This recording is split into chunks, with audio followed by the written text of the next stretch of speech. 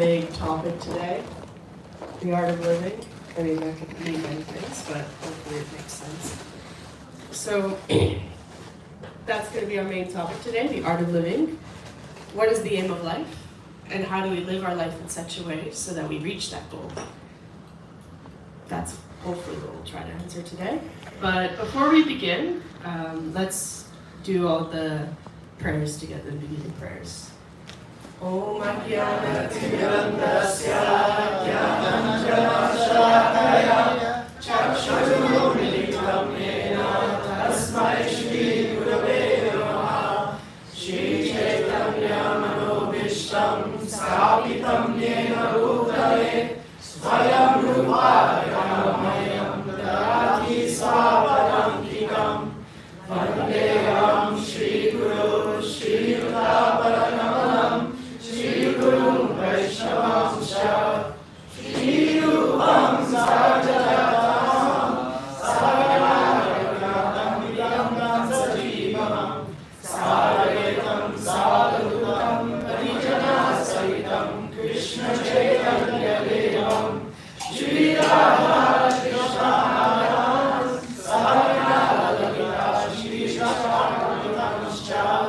He Krishna Karuna Sindhu Dinabandhu Jagatpate Gopesha Gopika Radha Suje Tapta Kanchana Golam Girinaye Vrindavaneshwari Krishnavanu Sute Pranamani Hari Priye Manchavaru Yasha Kripa Sindhu Vechacha Patitanam Pavanebhyo Vaishnavebhyo Namo Namaha Jai Shri Krishna Chaitanya Prabhu Nityananda Shri Advaita Gadadhara Srivasadi Gaura Bhakta Hare Krishna Hare Krishna Krishna Krishna Hare Hare Hare Rama Hare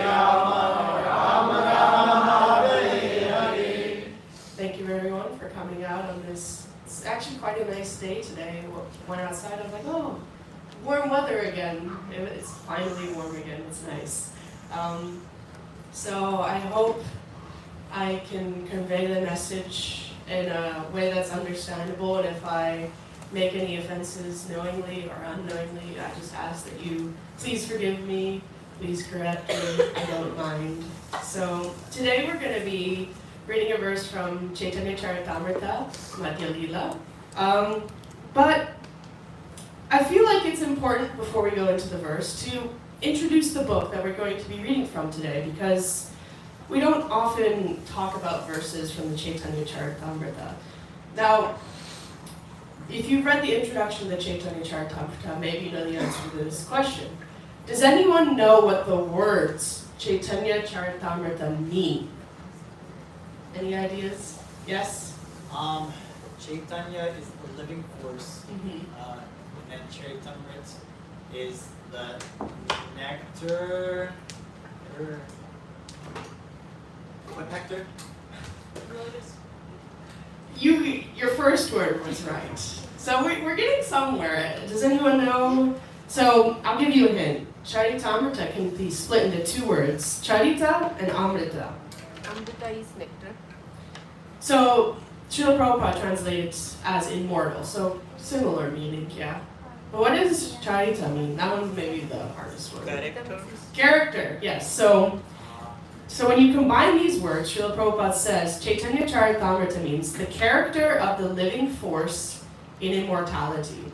Now, I could do a whole class on what this phrase means, but for the sake of time, I can't. If you want to know more, the introduction Srila Prabhupada gave as a series of 5 lectures back, I think, in 1967. And it goes into who Chaitanya Mahaprabhu is, and it's a very good introduction. Now, does anyone know who wrote the Chaitanya Charitamrita? That was a little bit of an easier question, hopefully. Yeah, I heard a few whispers. Krishnadas Kaviraj Goswami.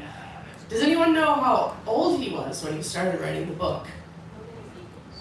80s, 90s? Yeah, he was he was older. You know, most people in their 80s, 90s are looking to retire. Now that's when he started. He started writing, they say around 90 years old, as he was instructed by the 6 Goswamis. And it is now the most authoritative book on Chaitanya Mahaprabhu's philosophy and life. And Chaitanya Mahaprabhu's right there on the altar, so it's always nice to hear about Mahaprabhu. So it's split into 3 sections. So the first section is Adi Lila, and that describes who Chaitanya Mahaprabhu is, who his associates are, and it's his early life, up to the point where he accepted sannyas. And then Madhya Lila is middle life and his instructions to Rupa and Sanatana Goswami. And then last is Antya Lila, which is the later pastimes of Mahaprabhu's life.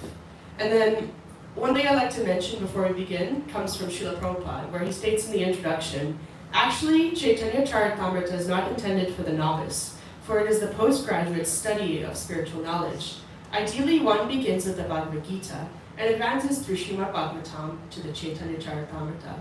So, while the book Chaitanya Charitamrita is very beautiful, it has very deep and complex topics. So, if you're just beginning, a good book to start with, Bhagavad Gita, then you go Srimad Bhagavatam, then Chaitanya Charitamrita. So the verse we're talking about, hopefully is not too complex, so hopefully it works out. So let's get some context. So where are we in the Chaitanya Charitamrita?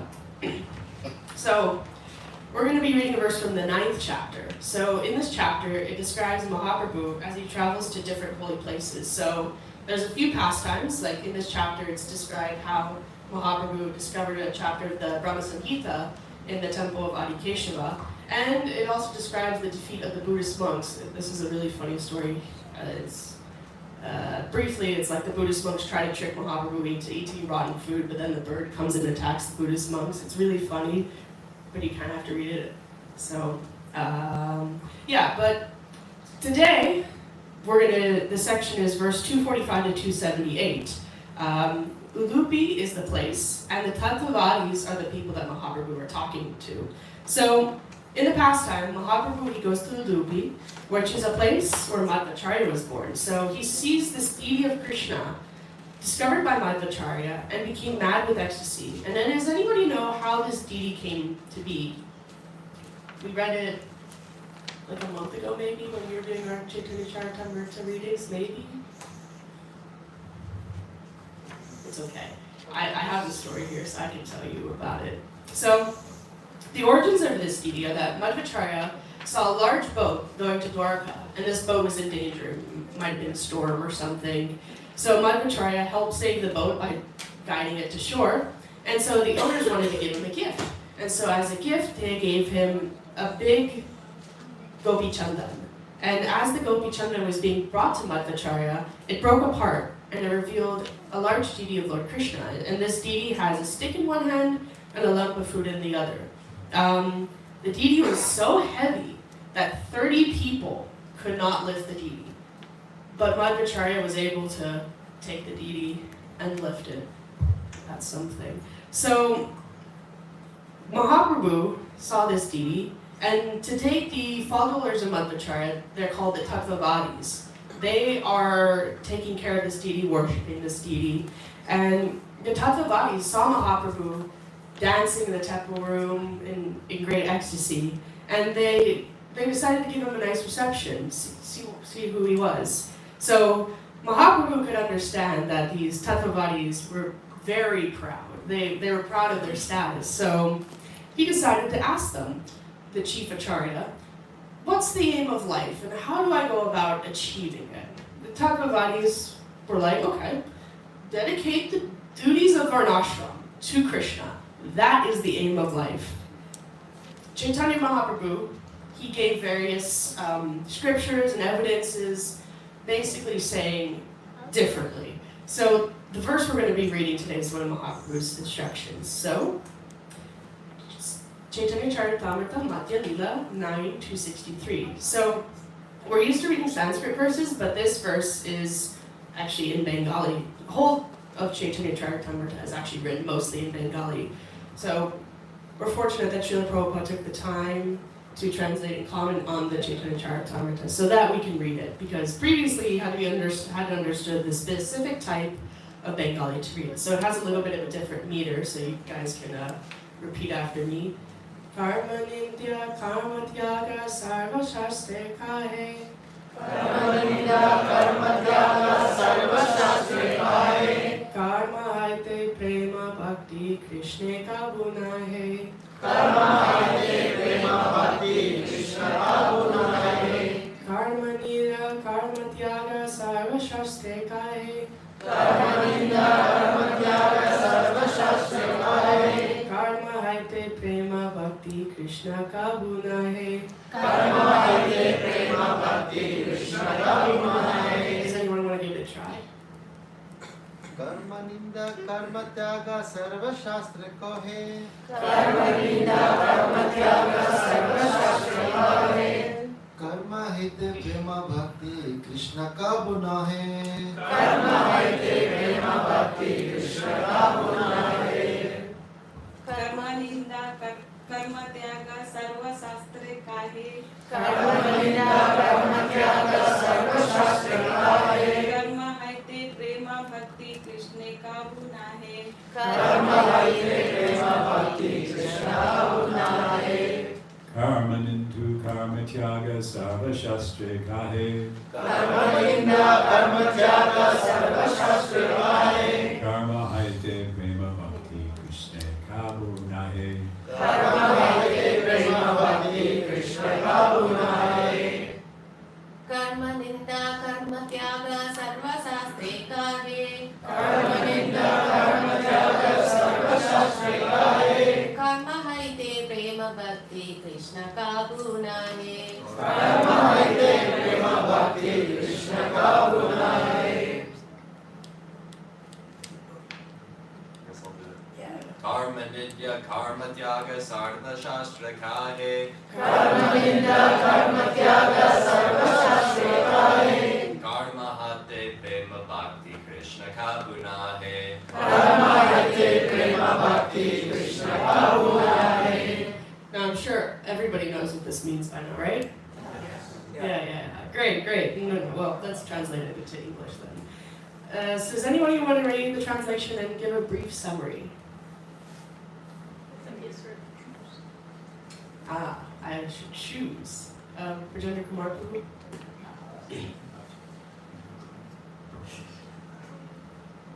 In every revealed scripture, there is condemnation of fruitive activities. It is advised everywhere to give up engagement in fruitive activities, for no one can attain the highest goal of life, love of Godhead, by executing them. So, I think Chaitanya Mahaprabhu is saying this. He is saying fruitive activities are of no good. They are condemned. And by doing fruitive activities, we are not going to be able to attain the highest goal, which we also read at the end in Tulsi prayer, Krishna Prema. Yeah, yes. And that's not going to be possible by following the fruitive activities. Yeah. So essentially, Chaitanya Mahaprabhu is telling the Tattvavadis, give up engagement in fruitive activities because it will not help you attain the goal of life, love of Godhead.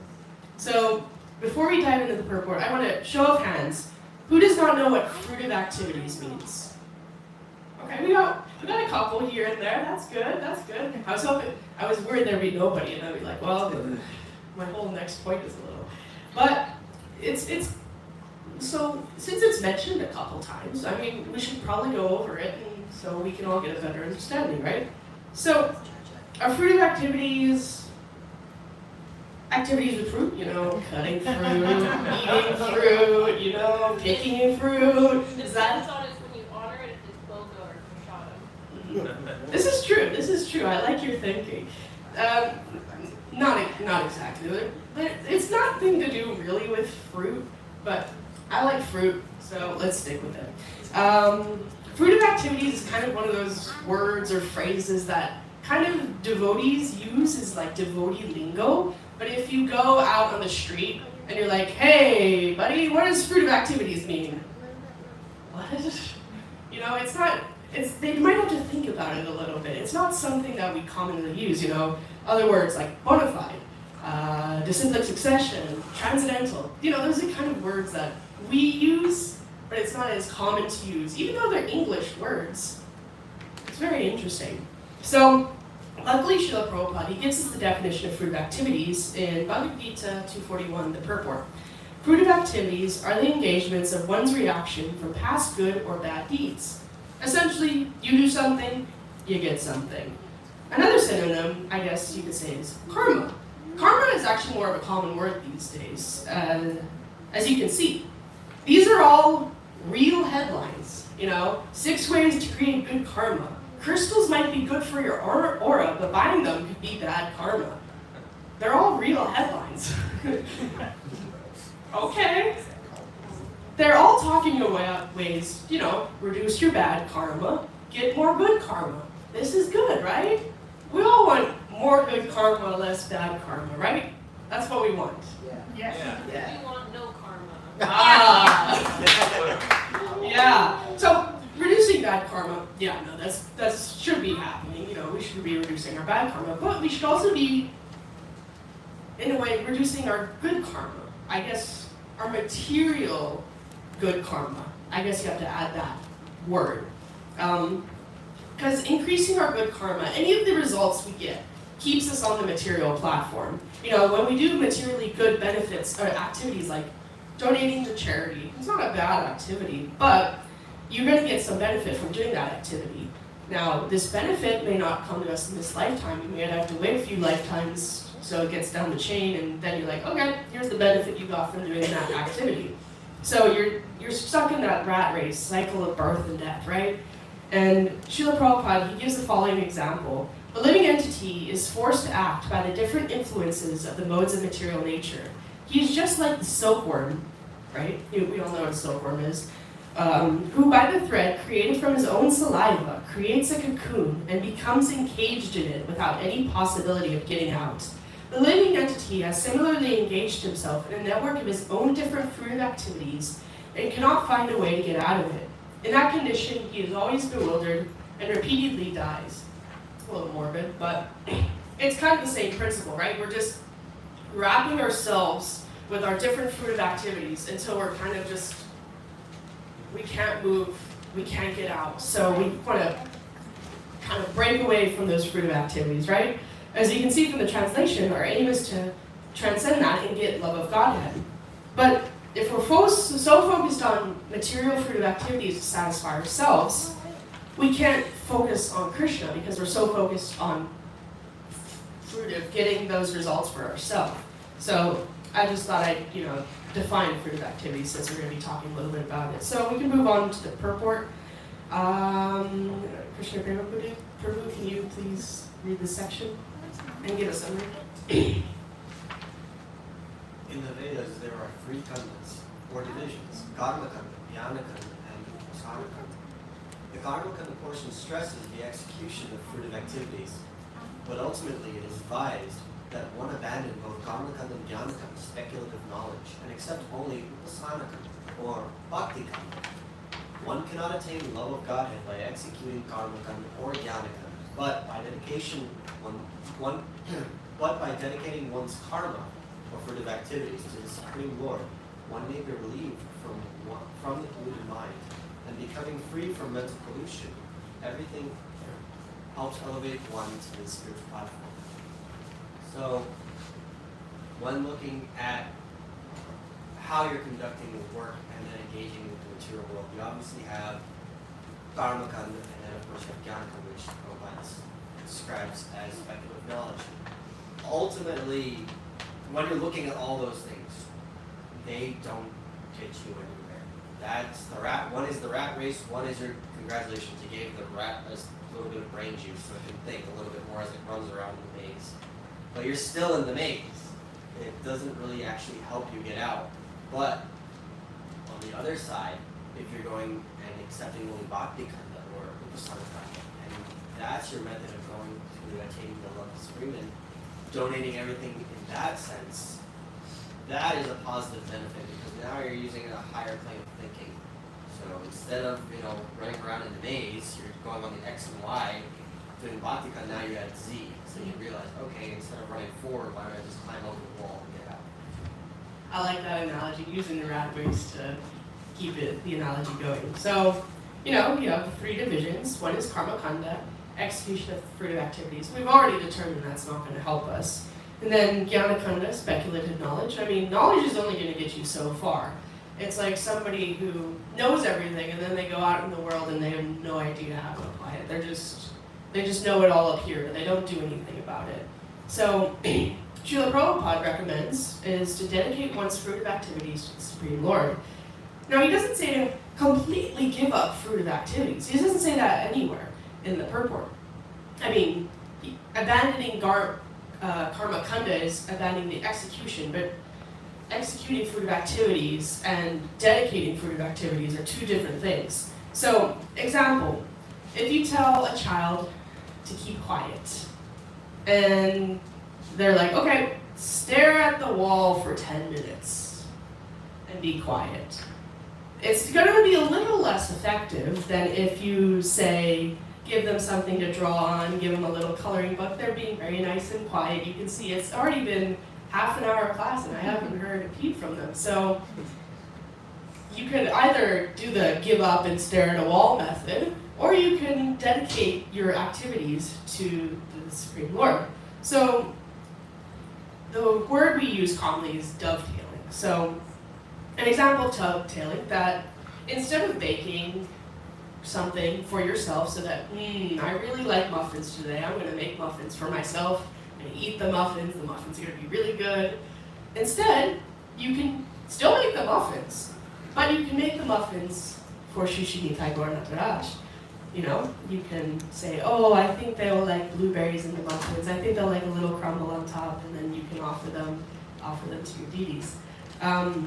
And it doesn't have to be done perfectly. Maybe the baking should, you don't want to offer Shishini Tagore Nataraj something that's not good quality, but it made me think of this concept, it doesn't have to be done perfectly. In the 10-minute call we did this week, I think it was 3.4 or 3.5, I can't remember the exact verse.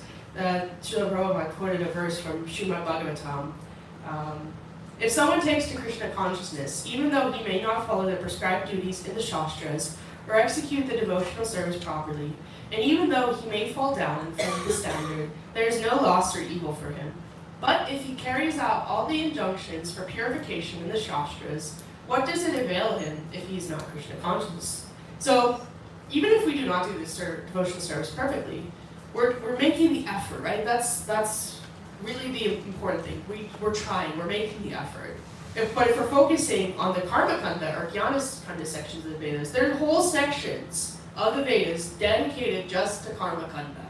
But if you're focusing on just those sections, what does it avail him if he is not in Krishna conscious? So that's a very one point I wanted to make. So the purport told us that dedicating our fruitive activities to Krishna will elevate us to this spiritual platform. Great! This is great. But is that enough? Is it? What do you think? Do you think it's enough? Good enough. You're really good. Yeah. So, not really. I mean, has anybody driven a manual car? It's not that common these days, but maybe a couple people have. All right, so a few of you have, okay. The way a manual car works is that in order to increase the speed, you have to shift into a higher gear. There's a whole pedal system, but we don't need to get into the details. So, if we stop at dedicating our fruitive activities to Krishna, it's like staying in first or second gear. We're going to be moving, but we're not going to get there very fast. We're going to be stuck, kind of moving at 5, 10, 15 miles per hour instead of 60, 70 miles per hour the way we'd like to be going. So how do we shift gears and go further in our Krishna consciousness? So we can continue reading the purport. Navya, would you like to read the next part?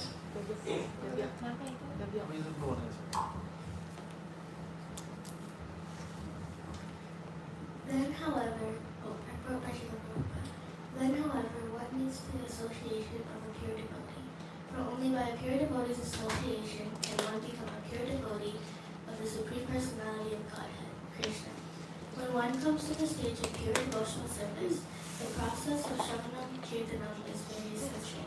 By executing the 9 items of devotional service, beginning with Shravanam Kirtanam, one is completely purified. Anya Bilashita Shamyam Jnana Karmati Anavritam Bhakti Rashamrita Siddhi 1.1.11. Only then is one able to execute Krishna's orders in the Bhagavad Gita 18.65 and 66. So, you want to give a summary? So, in order to become a devotee, you need the association of a pure devotee. And once you come to that stage of pure devotional service, then you have to use the process of Shravanam Kirtanam, like listening and chanting the holy name. And it's very important in order to begin your bhakti process.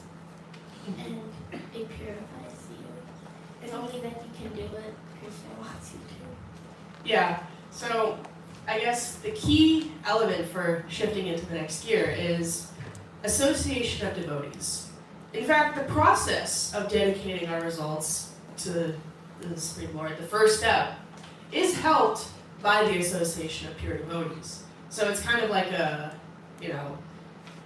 it seems like it's the next step, but, it really, association of devotees really helps. The verse I quoted earlier, this one, if we do not do our activities perfectly, there's no loss. But we should be making that effort to do it perfectly. We shouldn't be saying this, I'm not doing it perfectly, but at least I'm doing it, right? We should be endeavoring to do it perfectly. And along the way, we won't do it perfectly. So that perfection cannot be done without the help of pure devotees. Only by a pure devotees association can one become a pure devotee. Only. That means that's the only way. There's no other way. So let's talk about association. The type of association is important. So keeping with the same, fruit theme, fruit activities, fruit.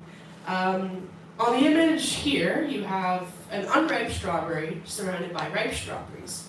What will happen to this unripe strawberry? It will ripen. It will ripen. Why does it ripen? Because it's associating with the ripened fruit.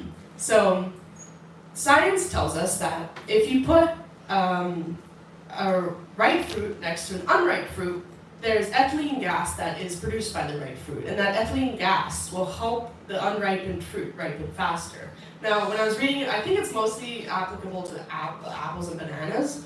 Maybe it works for strawberries. I don't know. I haven't done any tests, but what was I going to say? Yeah, so if you surround yourself with ripe strawberries or pure devotees, that association will eventually help you ripen in your Krishna consciousness. Now, what's happening in the second picture? Rotten. Well, what is specifically happening? Use a little more.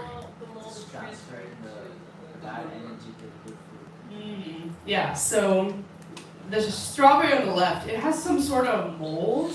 I think that's what it is. And because the strawberry on the right is in close proximity, it has also started to get this disease. So if we surround ourselves with good association, we can ripen into a first-class devotee. But if we surround ourselves with bad association, their qualities will kind of leech onto us, and that might hinder our Krishna consciousness journey. So I like to illustrate points with stories. So let's go to the Srimad Bhagavatam to find some good stories about good and bad association. Let's start with good association. Does anybody know any examples from the Srimad Bhagavatam about good association? There's a few examples, but yes. I remember when Narad was a boy, he associated with the Vaishnavas, and that's how he became the Narad. That's a good example. Yeah, any others? Yes? There was a hunter, Ragari, he was so cruel, he enjoyed not just killing animals, but torturing them. But then by the association of Narada Muni, he didn't even want to harm an ant. Narada came and Ragari wanted to offer his obeisances, so before he could bow down, he first carefully cleared off all the ants from the path. That's a good one. Seems like Narada Muni's kind of a good guy to be associated Good with. association. Yeah. What's another story? It has Narada Muni in it. I'll give you a hint. Oh. Yeah, it's a specific story. Yeah. But these are all correct. But the example I'm thinking of is a specific example.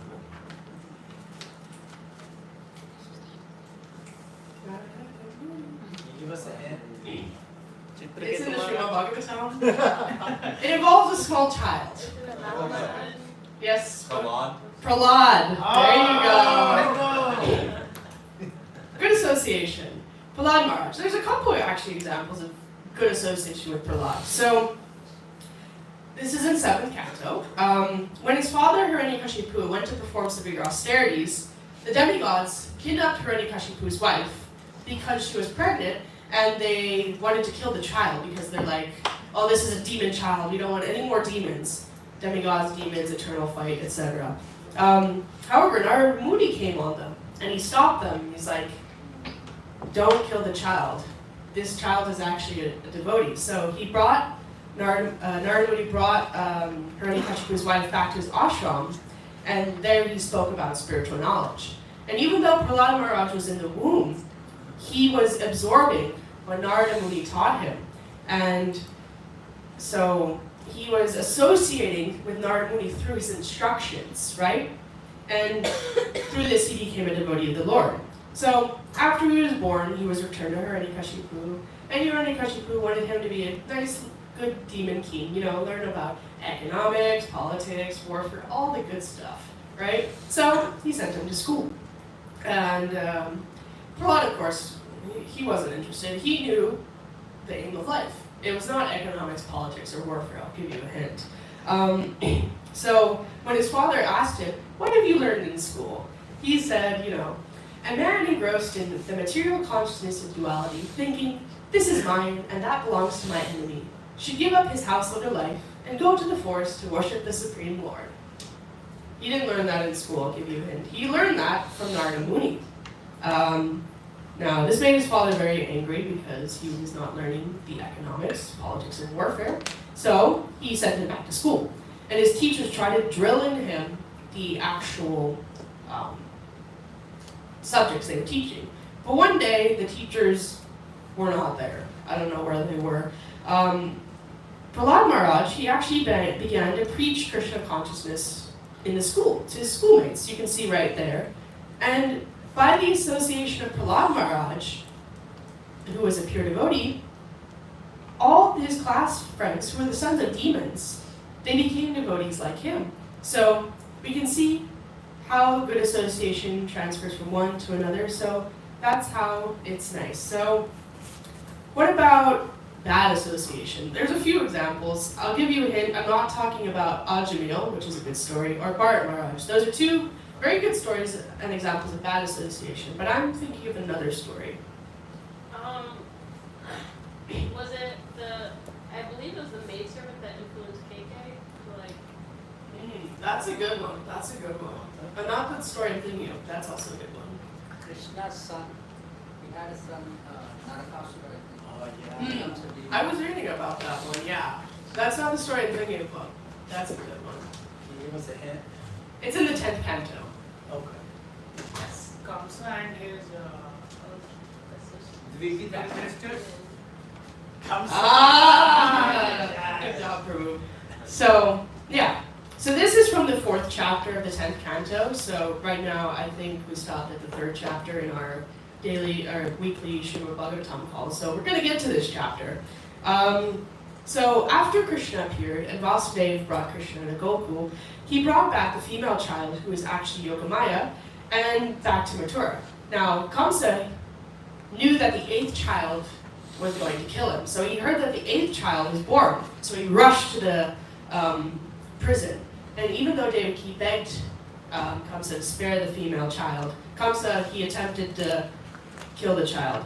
But the baby, being Yogamaya, transformed into Goddess Durga and said, "You rascal! How can you kill me? The child who will kill you is already born before me, somewhere within this world. Don't be so cruel to your poor sister."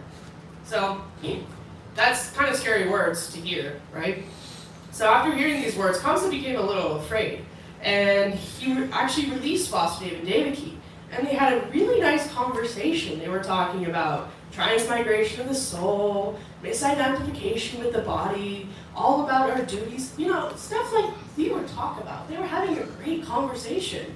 And, Kamsa left that conversation, he was feeling quite nice, he was relieved, he was like, yeah, I understand all this, what they were talking about. The problem is, the next day, Kamsa gathered his demon friends together. They're all his counselors, Their job is to counsel Kamsa. And so Kamsa told them, yeah, here's what happened last night. And they're like, what? What did you do? And, being demons, they did not like that Kamsa was feeling all warm and fuzzy. So they advised him, you should kill all the children born within the last 10 days so that you can catch the 8th child before he grows up. They weren't very intelligent, the demons, but because of their words and because of their association, Kamsa was influenced. And he also decided to persecute the Brahmanas and Vaishnavas and kill all these newborn babies. The power of association. So you can see good association, bad association. You can see the effects. You can even see the effects like in modern times, I think like kids, when you send them to school, their behavior is definitely influenced by the friends that they keep, the good association or the bad association. So we can see that. So we can see that good association is valuable. And I wanted to just give a few quotes from the scriptures that emphasize this point. Radhikarupa, would you like to read the first one? Yeah.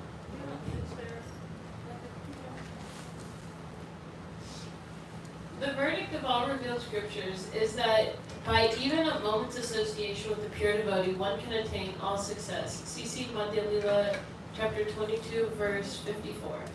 Abhi Prabhu, would you like to read the next one?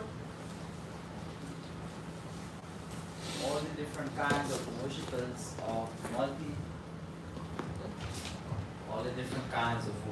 of multi demigods can attain the highest perfectional benediction, which is spontaneous attraction, unflinchingly fixed upon the Supreme Personality of Godhead, only by the association of a pure devotee of the Lord. Srimad Bhagavatam 2.3.11. And then Neeraj Prabhu, can you read the last one? One who has obtained pure devotional service by association with my devotees, always engage in worshipping me. Thus, he very easily goes to my abode, which is revealed by my pure devotees. Srimad Bhagavatam 11.11.25. And then from the purport of the verse that we are reading right now, Sunil Prabhu, could you read? One cannot be elevated to the highest platform of devotional service by karma kanda or jnana kanda. Pure devotional service can be understood and attained only through the association of pure devotees. Nice. So, I guess we've established the type of association that we need, right? What type of association do we need? Bad association? No. Boo. We'll talk later. Good association.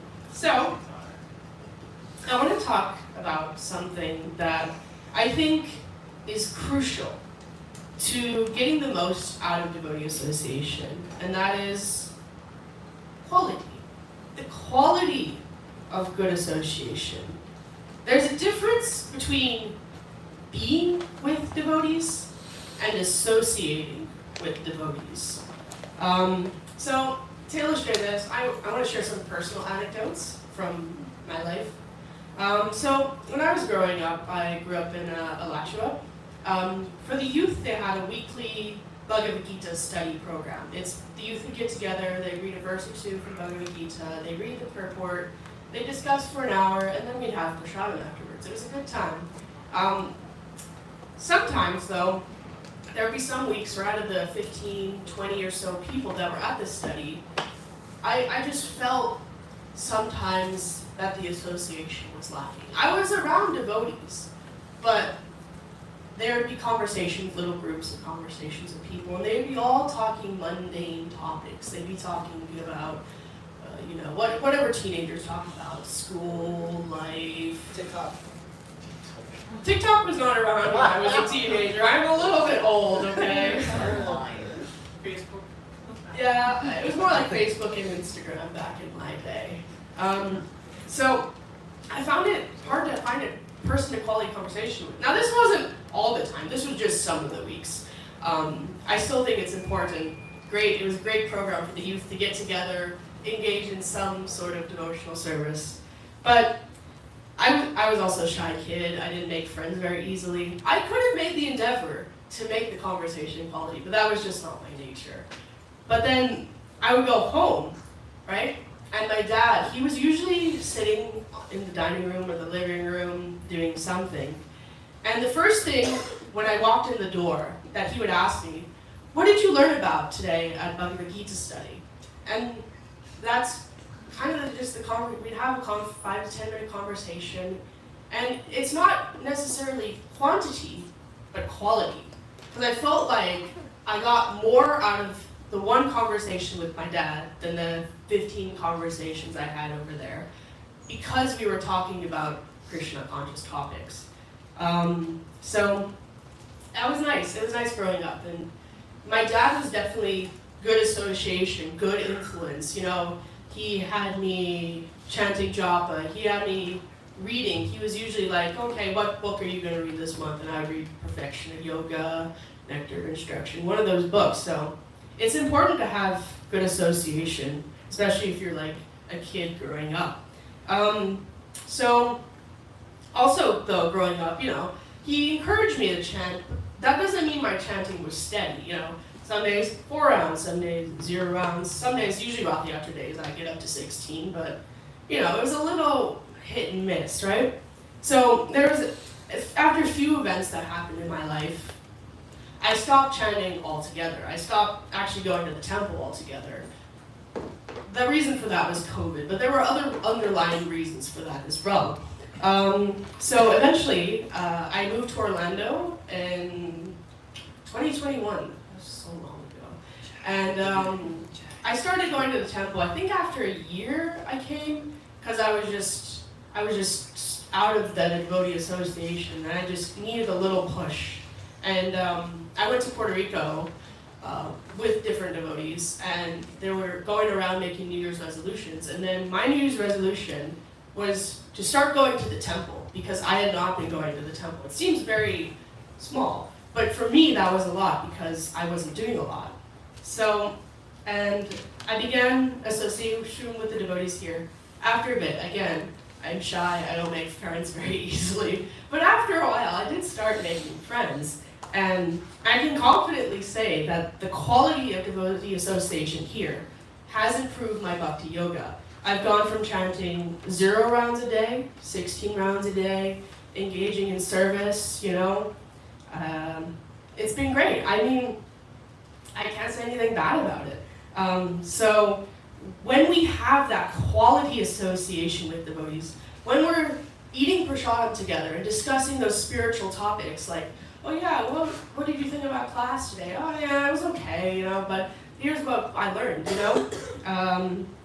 You know, and we're engaging in devotional service together. We get together for Seva Saturday, and we do things like, you know, sweeping the temple together. You know, recently, I don't know if any of you walked by the side of this temple building, but we cleared that whole side, and it was just one Saturday, a bunch of devotees got together. They weren't like necessarily doing sit down, reading a book, but they were still associating, and that quality is very important, because when you are around sincere devotees, you become more sincere. The qualities you absorb, right? It's like a sponge. You're absorbing their good qualities. So what I would recommend is when you're around devotees, make sure the quality of associating is there. I guess that's kind of what I wanted to stress, especially. If this is the one thing that you take away, quality association matters. So we have half an hour left. So I want to do maybe a little bit of discussion. You know, I have a few slides after this, so maybe a little bit of discussion, right? How can you improve your devotee association? Or, you know, maybe you can share a personal anecdote of how devotee association has improved your life.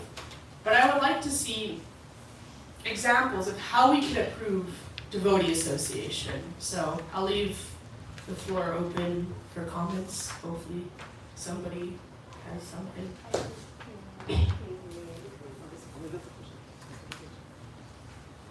And make sure the mics are all now.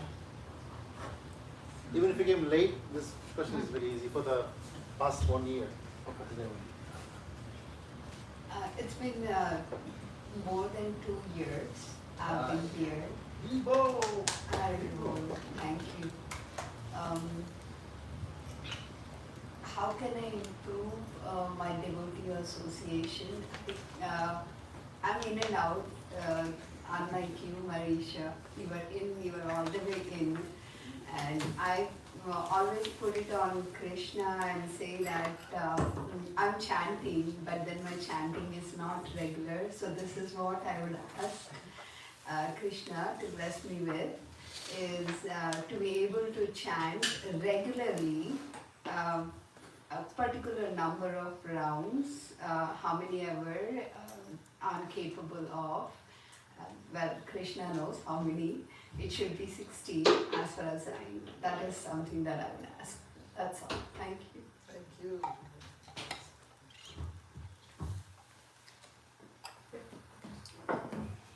How to improve devotee association, making time for the devotees. Because we set aside so much time for our work, for schooling, for all these different things, that sometimes actually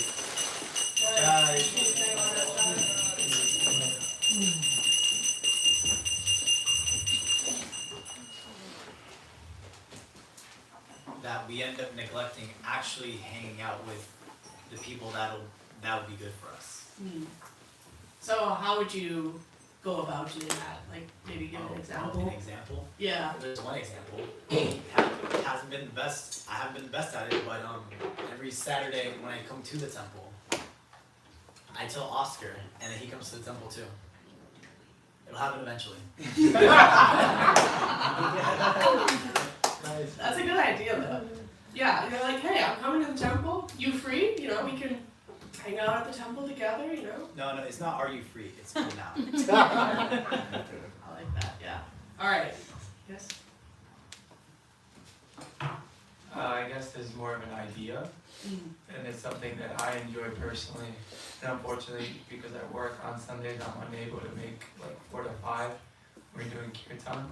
But I really like when we have, like, I really enjoy like kirtan with everyone. And when we do like the 6-hour kirtan days, or if we do a day full of kirtan, I really enjoy that.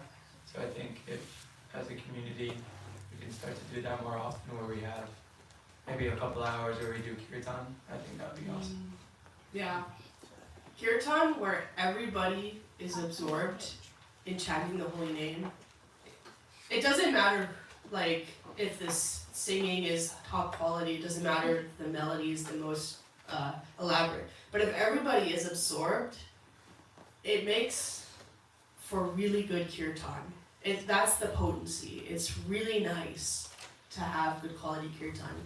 And thankfully, on Saturday, we will be doing a 6-hour kirtan. So I think more details will be shared about that during the announcement time. But yeah, I agree. I mean, maybe we should do more little 6-hour kirtans here and there. You know, because we do usually one for New Year's, one for Nityananda, but maybe we can do one somewhere else in the year. Who knows? It's an idea. Jai. Oh, really? I mean, raise your hands so they know where the mic go. Sunil has raised his hands here. There should be one more mic this side. Yeah, we have to. Okay.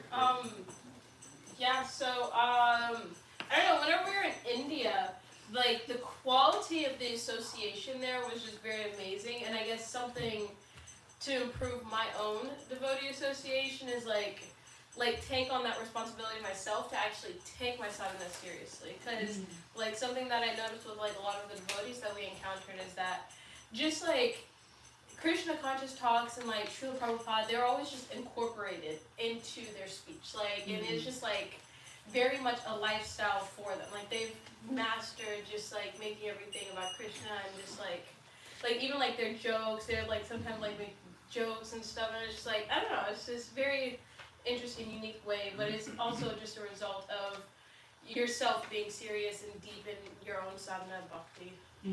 Yeah, no, that's a very important point. I think it's like your life should revolve around Krishna, right? Not, Krishna should not revolve around you. Yeah, I don't know. There's a specific way to word this saying. I don't know the exact wording, but I do agree. Like when you focus on improving yourself, it also rubs off on others, right?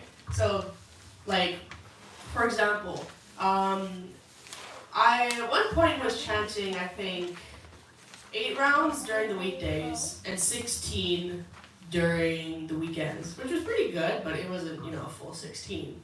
And then I heard that a couple of devotees were getting initiated, and I was like, wow, they're just chanting 16 rounds. Why am I just doing 8? I should be able to do 16. And that, I guess, from that motivation of others doing 16 rounds, that's how I started doing. So I like that point. Thank you. Sunil Prabhu?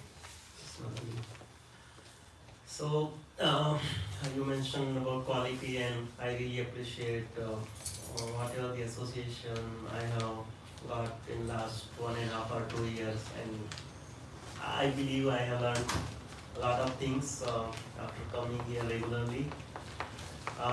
So one thing is, when we are here 4 to 8 Sunday, it feels all good. We are in like Krishna conscious mood, Kirtan, class, Aarti, everything is going on. And then when we leave, by the time next Sunday comes, we forget what we discussed in the last class. So to be in devotee association, even if we are not around the devotees, the best option is to follow the bhakti principles, Shravanam. Always try to listen some class from ISKCON Acharyas or even ISKCON Orlando. There are so many good classes.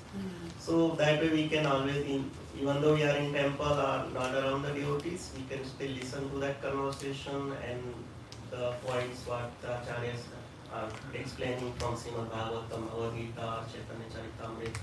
So that has really helped me to improve my overall spiritual journey. Yeah. So there's 2 types of association, right? There's Vapu and there's Vani. Vapu is like physical presence, right? But then you have Vani, which is the instructions. So you don't always have to be physically around people to get devotee association. I'll talk a little bit more about that later, actually, so stay tuned. Any others? Maybe.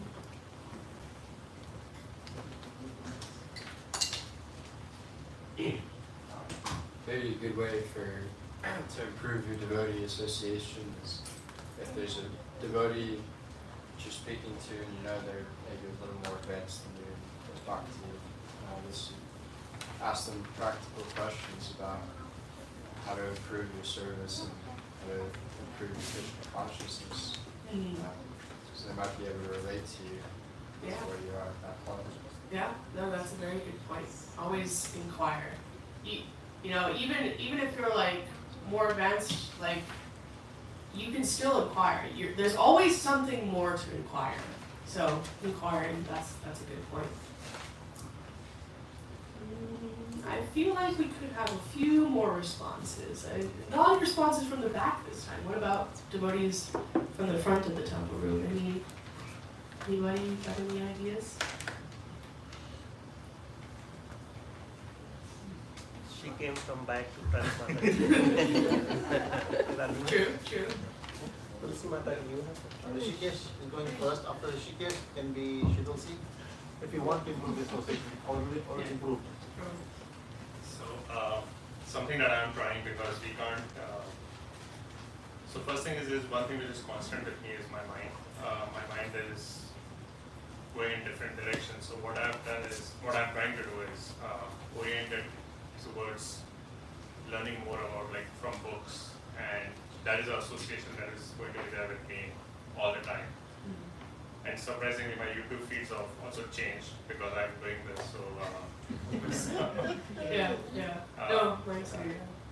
second thing I'm doing is so the people whom you interact with, make them or ask them questions and see if that association is good. For example, even conversations that I have with my parents. So we are asking them questions like, what exactly is life all about? Like, what do you think? My memory is not good, so is it like 1,000 names I have to recite, or is it one name is good? So those conversations have changed drastically over the last 6-7 months, I believe. Third thing, something that I was coming to and I was listening to myself is if I get something on rent, I take good care of it because I have to return it. This body, mind, ego, intellect is on rent, but I'm using it the way I want to use it. So those sort of things. I don't get a chance to interact more with devotees as such because work-wise it's very stressful right now. But then I try to talk to my superiors as well, saying that why are we getting so involved in results when it is not in our hands? Without using the term as somebody. So hopefully that is how I'm trying to make it practical. But I'm way below that level right now. Just trying. Thank you. Yeah, we're making an effort, and that's important. I like those points. Thank you. Who's going next? Before you guys think who's going next, I want to say something. I would say pretty much everyone here is on my sort of level of giving a discussion from that seat. Because the way Rishikesh spoke, he's also been here like less than a year. But everyone is trying very hard to change themselves, transform themselves. So I can see about this community here, this is what I was saying actually, second thought about that part, that the way you all are applying Bhakti, Krishna consciousness so seriously, you can easily become a teacher to all of us, is great. And a message that I want to give in a different way for the same question is pick somebody. So for example, this week, let me see how can I improve my association from Sunil Prabhu. So take Sunil this week. Next week, Radhika Rupa. Next week, Nalini. Next week, Krishna Prema, Bhajendra Kumar. Go like this, so you have someone there, and then you can report to me, Krishna Prema didn't know anything. Or someone like so. But this way, you get a benchmark for everybody to act like a teacher to teach something. But no, don't worry, you won't be. Your time will be spent very well with them. All the devotees over here. This is my observation, my experience from the devotees, the way sincerely they offer the services here with themselves, with Srila Prabhupada. So it's really amazing. So try do this way as well, rather than just thinking in the mind and the books. That's also great. Pick from like Forrest is here for a few times here. He shared something with me last week, and I said, "Wow, you didn't believe this. It's amazing." So we all can learn from anybody. Don't think, it's an older person or an older person. But anyway, next person. Yeah. It's a very important one. And I feel like here, it's such a nice community because I feel like I could talk to anybody. Like in some other communities, sometimes it's like you got this group here, this group here, this group here, and they're all little circles. But here, I feel like we're just one big circle. We can talk to anybody and everybody, and it doesn't feel like I'm intruding on a certain circle or not. And I really appreciate that about this community specifically. But yeah, anybody want to go next? I mean, yeah, if you want to say something. But we can have Krishna Prema go next. Yeah. So, when you're associating with devotees, you also have to go with the mindset that not every devotee is exactly the same. They're not a monolith.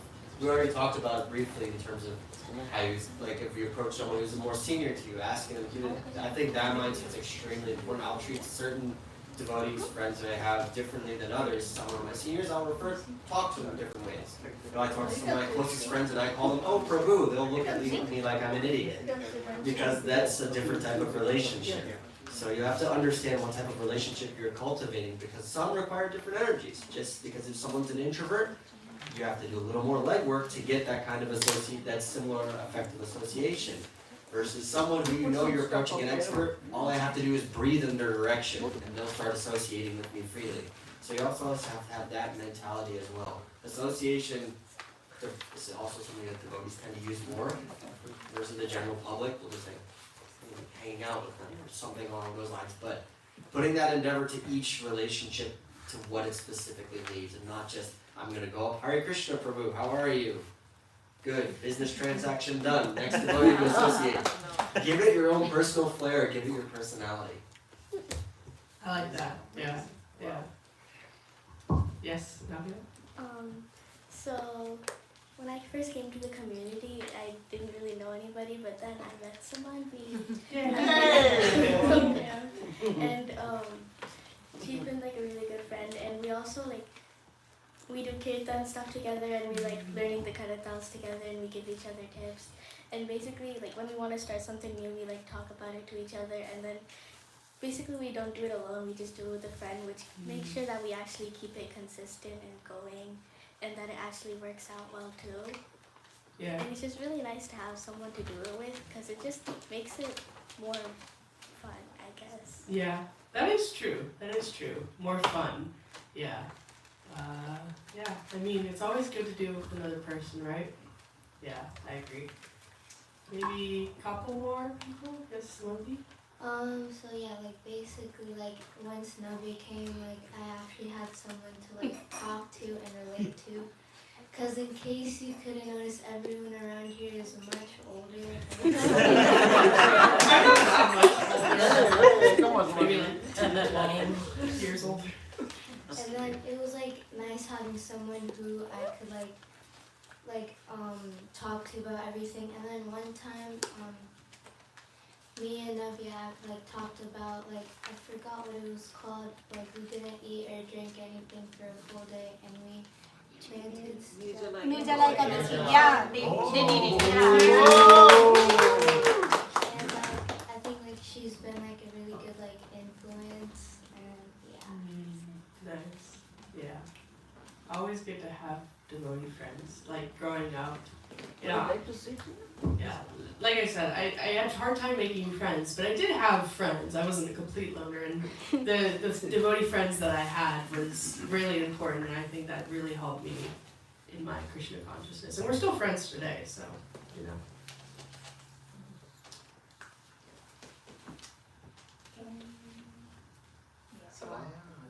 Yeah, I know we have one. So, I think like since I came to this temple, like I was so all like lot of devotees are not like someone we and this thing. Lot of devotees are around my age. It was very very easy to relate to, and like you know you can see the energy was like so much better. Like you sync with them so better.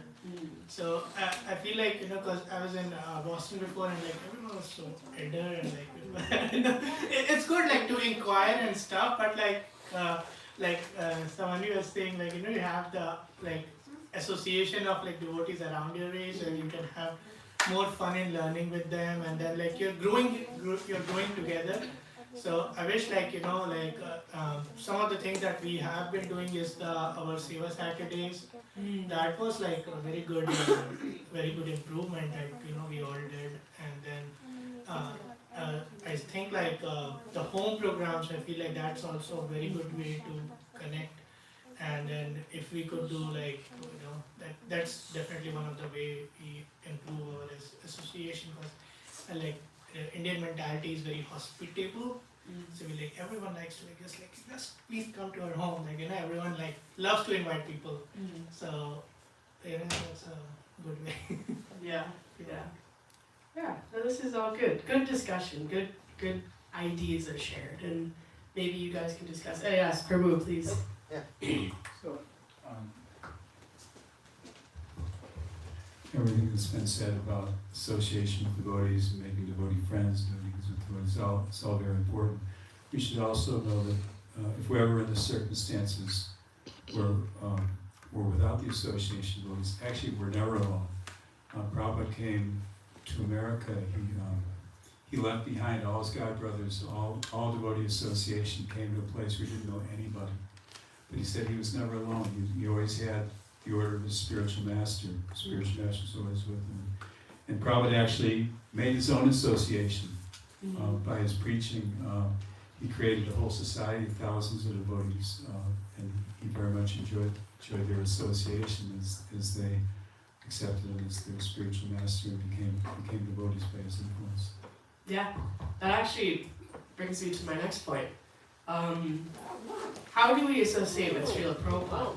Srila Prabhupada is very important in our movement because, like you mentioned, sometimes during the week, most of us are working or doing school, and it's harder to associate with devotees physically. But that doesn't mean we're devoid of association. We always have Srila Prabhupada. And to associate with Srila Prabhupada, do we time travel, virtual reality? None of those things will work, right? Yet? No, I don't think they'll ever work. What about AI? I can do it. I don't know about AI. I'm a little suspicious, but that's another conversation. No, Srila Prabhupada might not physically be with us, but we have his books, his teachings through his books. And that is always something. You can open a book. I think there's a quote, I think Shruta Kirti, it's like, with his book, and it's like, the books, Srimad Bhagavatam, I don't know if he was saying any specific book, it's like a sweet ball. Wherever you bite into it, it's sweet. So wherever you read, it's going to be sweet. You're always going to learn something, And my dad always said, you could reread Srimad Bhagavatam, Bhagavad Gita, all these books 50 times. Each time you're learning something new. So the importance of reading also, I think a few people mentioned that, and that's really important. I guess to conclude, we can quickly read this section of the purport. Maybe Tulsi Mataji, you can read.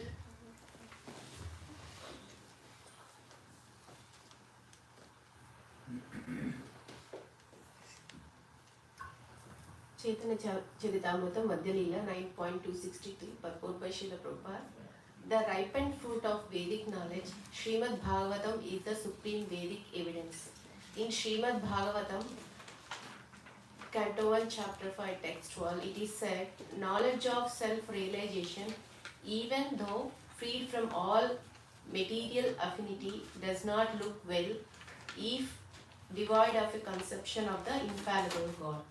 What then is the use of fruitive activities, which are naturally painful from the very beginning and transient by nature, if they are not utilized for the devotional service of the Lord? This means that even knowledge, which is superior to fruitive activity, is not successful if it is devoid of devotional service. Therefore, in Srimad Bhagavatam, in the beginning, middle and end, Karma Kanda and Gnana Kanda are condemned. Yeah. So, what's considered the king of fruits? Mangoes. Pineapple. No! Mangoes. Wrong. Mangoes. Mango. So, Srimad Bhagavatam is like the mango of Vedic knowledge. As I mentioned in the beginning though, it's the king of fruits. It's not necessarily easy to understand, similar to Chaitanya Charitamrita. Even Bhagavad Gita. If you were just reading Bhagavad Gita, just the translations, sometimes you're like, huh? Even me, sometimes I'm reading and I'm like, I have no idea what this means. But Srila Prabhupada, with his purports, that is how we will understand. He spent countless hours translating, providing purports, so that we can understand the knowledge.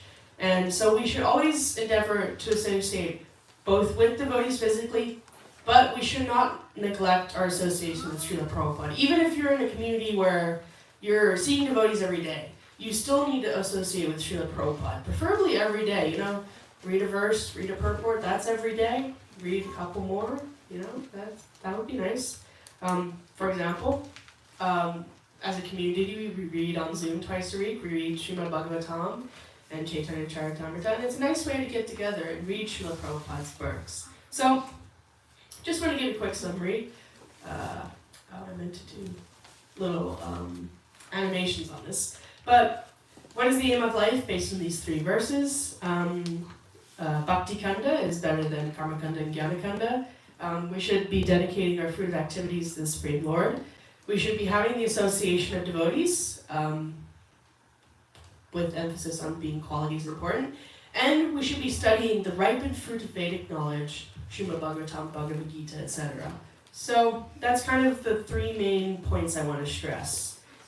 So we have like 7 minutes left. Does anybody have questions, comments, corrections, anything? Yes. Do we want to get the mic?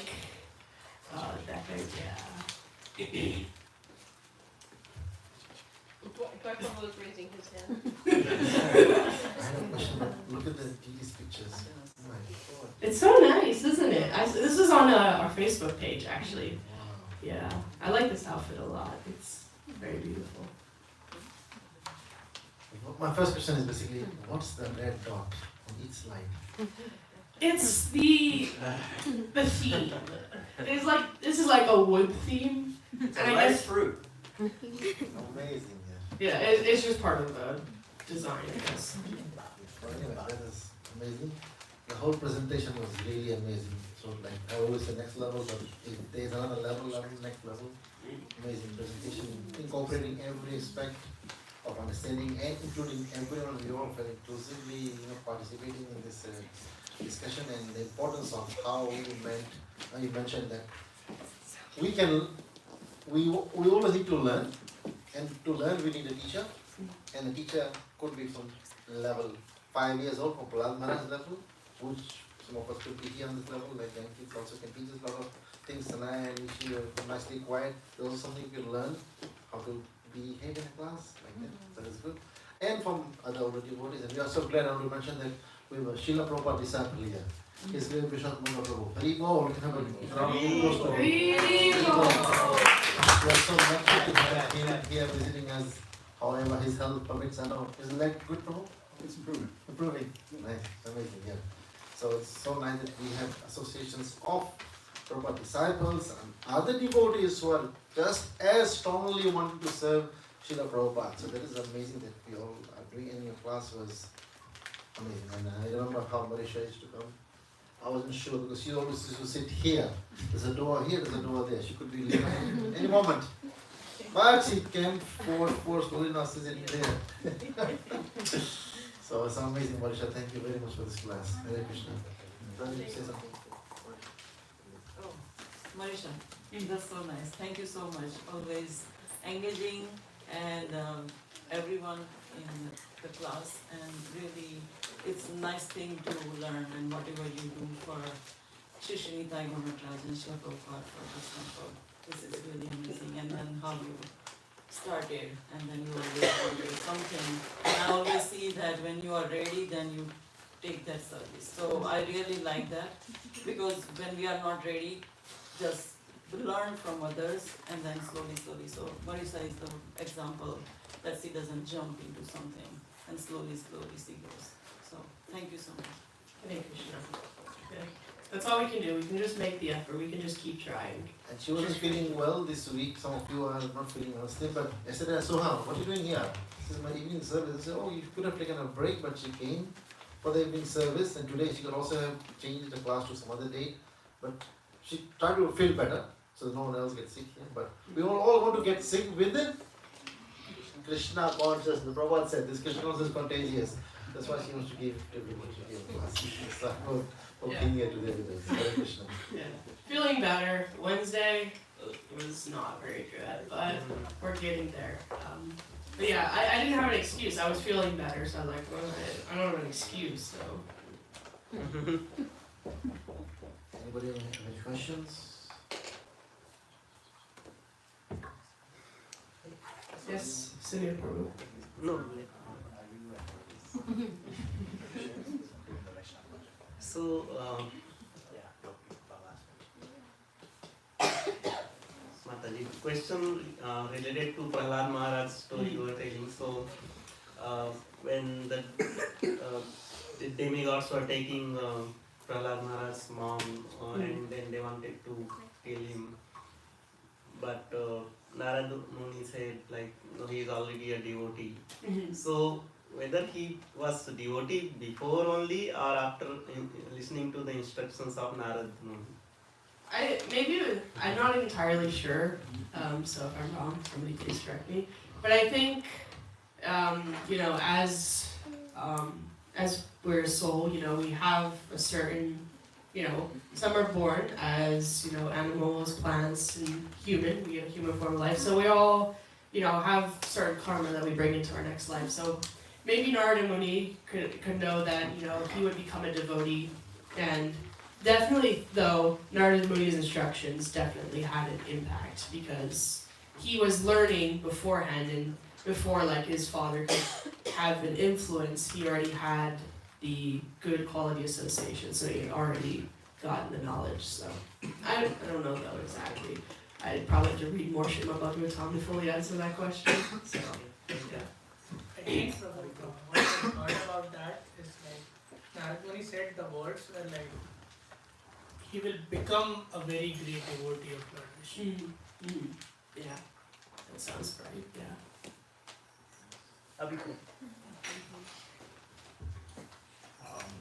I just wanted to, he was talking about ripening fruits, and I remember in Mayapur, when we went to Srila Bhaktivinoda Thakur's house, the Prabhu that was carrying around, we passed Amgat, that's the place where Mahaprabhu Bhakti Sankirtan, he grew all the mango trees, and he said Srila Bhaktivinoda Thakur planted the seed, Bhaktisiddhanta Saraswati Thakur, poured the water and grew a tree, and Prabhupada picked the ripening fruit, peeled it, and gave us to eat. So we should relish this. We don't have to do anything. All we have to do is read Srila Prabhupada books and follow his instructions. He did pick the fruit, wait till it was ripe, picked it, and actually peeled it for us too. It was a good analogy. So I wanted to share that. Thank you. Important Srila Prabhupada is. Yeah, thank you. That was a really nice analogy. But yeah, so we can move on to Gaurav.